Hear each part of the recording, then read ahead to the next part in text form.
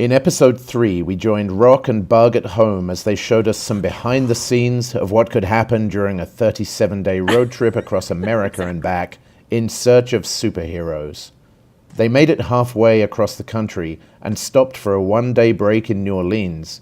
Next morning, bright and early, they're on their way to Biloxi, Mississippi to meet up with the next group of real-life superheroes. Why did you want to go to Biloxi? Did I want to go to Biloxi? And then, You know I can't see anything from here. Really? Yeah, that's fine. So anyway, New Orleans was great, and I can feel it. so we met Impact a couple, was it a year before, at Project Hope in San Diego, and he didn't scare us away. In fact, we kind of liked him. So we thought it'd be great to meet up with he and his cohorts, as it were, in Biloxi, Mississippi. But oh my God, was it hot.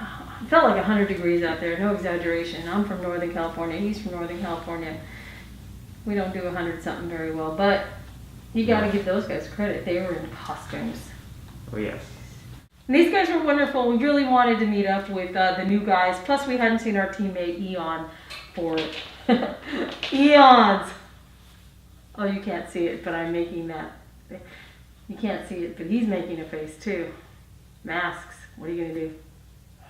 Okay, so yeah, these guys, we'd heard that they had been patrolling and doing good things in their community, so we wanted to go for a walk with them. We couldn't do a nighttime thing with them, which is usually where more events could happen. But we walked around with them during the day. The team arranges to meet Rock and Bug at a unique spot on Howard Street in Biloxi called the Wayward Kraken. It's the Gulf Coast's one and only gaming gastropub, and it's, well, we'll let you see for yourself. What did you think about that? Wayward Kraken, the great hall in the Wayward Kraken place where we met up. Oh, that's awesome. I knew you'd love it. It was awesome. He's such a nerd. I don't know what you're talking about. So, that place had everything. If you're a fan of, although you know what? I didn't see Star Trek. Did you see something Star Trek-y there? I'm sure there was something. Yeah, they're probably we were gonna just, correct me. We were probably focused on all the Lord of the Rings, Harry Potter, and Star Wars, and oh my God, my head was gonna explode. Gryffindor! Anyway, we should talk about those guys, right? That was a terrible Sorting Hat imitation. Okay, You can do better. here you go. Be my guest. Gryffindor! See? That works. Or you have to put it on your head, just like Hermione. A real life superhero first. Anyway. Wayward Kraken was great. Those guys were, well, we'll let you see for yourselves. Have fun.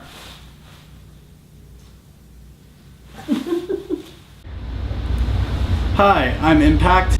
I'm Blue Falcon. I'm Crackdown. My name is Eon. And I'm kind of from all over. I've worked up in North Carolina. Right now I'm in Biloxi, Mississippi, and pretty soon I will be in St. Petersburg, Florida. I patrol the Mississippi Gulf Coast area, Gulfport, Biloxi. I go to Biloxi a lot. I tend to usually keep an eye out around either downtown around Jones Park or in Biloxi around the casinos. Definitely all the park areas where the homeless people might be at, so I can assist them and to keep an eye out for anything out of the ordinary. I'm from Louisiana. I've been to California, Korea, all over the world. Currently I live in Mississippi, and I'm a real-life superhero. I decided to start doing this because a few years ago I was watching probably like Daredevil and Arrow and thinking to myself, you know, I know self-defense, I know how to help people. I did AmeriCorps, I'm a lifeguard, I have first aid skills. I want to use those skills to further help people. And I decided that, you know, being a real life superhero seemed like a good option to do it. The hardest part is actually living a double life. Like you have your job, you have your at-home stuff, your friends you try to make time for, girlfriend if you have one, and being a real-life superhero is definitely time-consuming. It can, you will go home tired. You will definitely spend some late hours, drink a lot of Monster Energy, Red Bull, whatever you like. It is difficult. The hardest part of being a real-life superhero is that it's a real-life thing, so often it can be extremely boring because in a movie or a comic book, the superhero has a writer that arranges some encounters to happen, and then there's the crime over there, but there's no writer in real life. So if you go out on patrol trying to fight the forces of evil, you might just walk around for 6 hours, which, just trying to stay involved while having realistic expectations, I suppose. Rock and Bug do take a walk with these Biloxi heroes just to see what it's like. Thank you! As Eon said, it does involve a lot of walking. Sounds good. And walking. And even more walking. But sometimes that's what it takes to be a real-life superhero. Thankfully, there aren't any crimes being committed or people greatly in need, but they do get stopped. A lot. Called real-life superheroes. Uh-huh. We go around and helping the homeless, doing them stuff. Wow. Trying to look out for any suspicious activity or if the cops if they see anything. Okay. Just pretty much a major deterrent. Wow. That's awesome. It's a natural thing, yeah. Okay. It's like, is he dressed up as a superhero? That's exactly what we are. That's awesome. So they go around and I can't explain. We help the homeless. We make sure if we go out at night, just like to make sure people get home safe from the bar. Nice. Stuff, just trying to make the community a little bit better, a little bit safer for people in a way that's Kind of like a new neighborhood and kind watch. of fun. Yeah. Okay. Yeah. Awesome. Someone come. We're getting a picture. Oh, we are. Yeah. This happens almost everywhere they go that day. Ready? 1, 2, 3. Within my community, I like to do a wide variety of things. Most commonly, what I do are safety patrols, and I also do a lot of homeless handouts, usually just from stuff that I either can collect through donations or all by myself. I was in a rough patch. I was homeless. I didn't have any support of any kind, and I figured, hey, just because I'm having a hard time with things, I can make myself feel better by helping other people that are having a hard time. Trying to attend community events. I've worked with charity cosplay groups that dress up for children with cancer or disabilities to try and raise money, and really just whatever I can find that it seems like a superhero can attempt, I will try and do. I have a family that I take care of. I just started a new job, so finding time to come out and do this on the nights or some weekends, it's kind of hard, but once you get out there and actually start doing it, it's totally worth it. I became involved with the real-life superhero community essentially because I'm a geek that was raised on comic books. In fact, I literally learned to read from Marvel Comics. I just did some research into real-life superheroes online and discovered that other people were involved in that, and decided to give it a try myself. Prior to that, I had actually done a bunch of things that were also influenced by comics, like military stuff, security, involvement with the intelligence community, all kind of chasing that experience of being a superhero in the real world.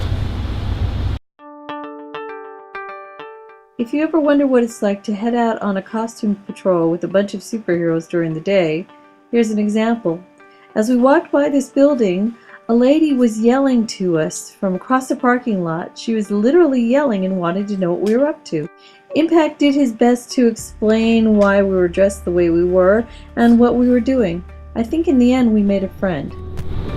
Blue Falcon. The Blue Falcon? Yes, ma'am. Where y'all from? We're from around the area. Give me a hand. Oh, y'all are from around the area? Crackdown. Yeah. Hey, how go? How go? Crackdown. Ma'am, good to meet you. Nice to meet you. It was just that your uniforms were strange, and I looked at you, and I said they look like crime fighters. And that's kind of the idea. It's kind of partially because it's a lot of fun, and partially because it kind of brings awareness to what we're doing. Wonderful. You know, by wearing the stuff, you know, people ask us questions, and sometimes they'll make some money for themselves, or sometimes they'll donate stuff to a food bank after seeing us do this. What is up, you guys? It's always a pleasure. All right. Take care now.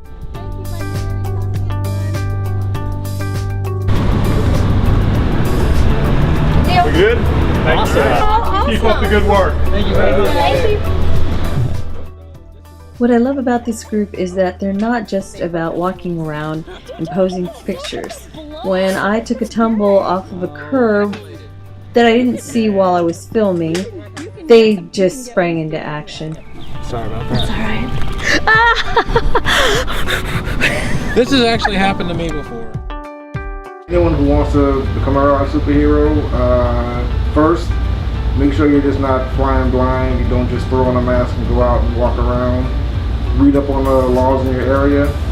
Number one is look up your local laws, because if you are in a place where it's illegal to carry a baton, and you are carrying a baton, the police stop you and ask what you're doing, you're gonna get in trouble. So don't make their lives more difficult. Look up your laws first. I would say that all it takes is the want to do so. You don't even have to have a costume. It's not about the costume. It's about your actions and what you do. For anyone out there that is considering becoming involved in the real-life superhero community, my number one piece of advice for you is to always fight crime or battle the forces of evil within the limits of your ability to do so. Because there's nothing super heroic about showing up to something and becoming a victim and, you know, causing problems by trying to bite off more than you can chew, as it were. So by all means get involved, but don't go beyond what you're capable of. I mean, you know, try hard. That's not what I'm saying is don't try, but don't push it, if you get my meaning. Keeps me motivated is the fact that I know that I have the ability to help people. I know what it's like to be all alone and not have anybody there for you. I know that it sucks. It's a hard life, and it's definitely easier when you know somebody's got your back and you know somebody's looking out for you. I want to be that guy. I want to be the person that's looking out for the little man. It's just, like, I've come from a pretty crappy upbringing, so, and now I'm actually doing pretty good for myself, so that feeling of me giving back to some of the people in my city, in my neighborhood, in my area, it feels really good. So you feel that need to want to get out there and be a symbol of hope for people, then don't let anybody stop you. Okay, what keeps me motivated when I'm out there battling the forces of evil is coffee. I don't have a sponsorship yet or anything, so no particular brand of coffee, but it could be. It could be like Maxwell House or Folgers, or it could be Starbucks. Just hit me up. Ben. I actually like that one. They need a boost.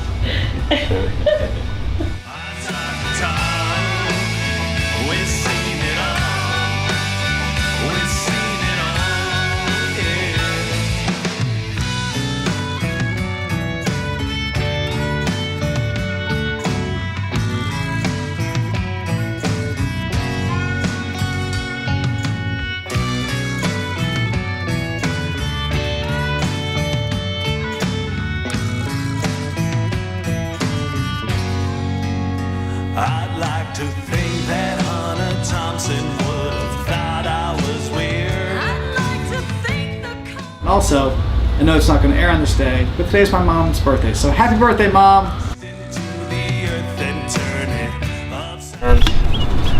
Safer.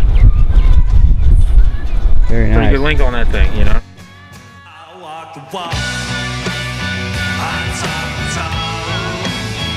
We've seen it all. We've seen it all.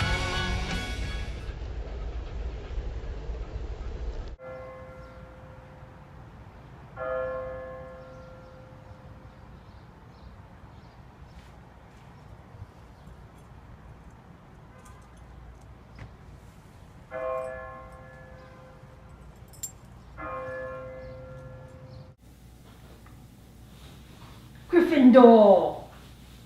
Not really. Okay.